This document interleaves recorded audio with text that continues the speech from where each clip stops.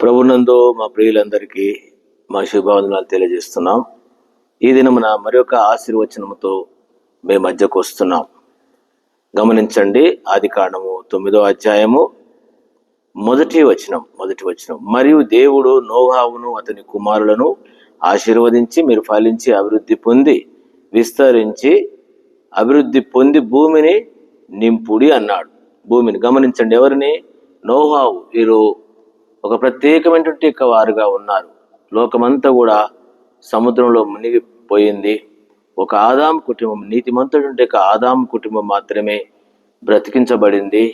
ఆ ఆదాము కుటుంబాన్ని నోవాహు కుటుంబం, ఆదాము కాదు, ఆదాము నుంచి వచ్చినటువంటి సంతానం అందరూ కూడా నీటి జలంలో పోయినారు.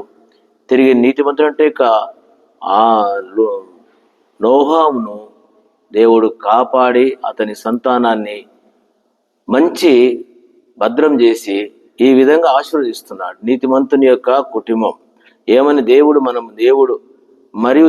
నోవాహును అతని కుమారులను ఆశీర్వదించి, మీరు ఫలించి అభివృద్ధి పొంది భూమిని నింపుడి.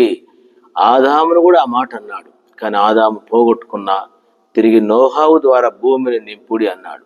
కాబట్టి దేవుని బిడ్డలారా గమనించండి, నోవాహు ఏ విధంగానైతే ఆశీర్వాదానికి పాత్రుడుగా ఉన్నాడో, మీరు మీ కుటుంబాలు కూడా ఆ విధంగా ఆశీర్వాదానికి పాత్రులుగా జీవించవలసిన వారుగా ఉంటున్నాం.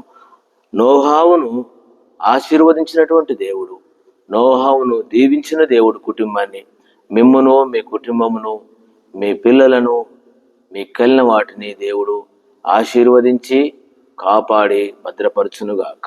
ఆమేన్. Praise the lord.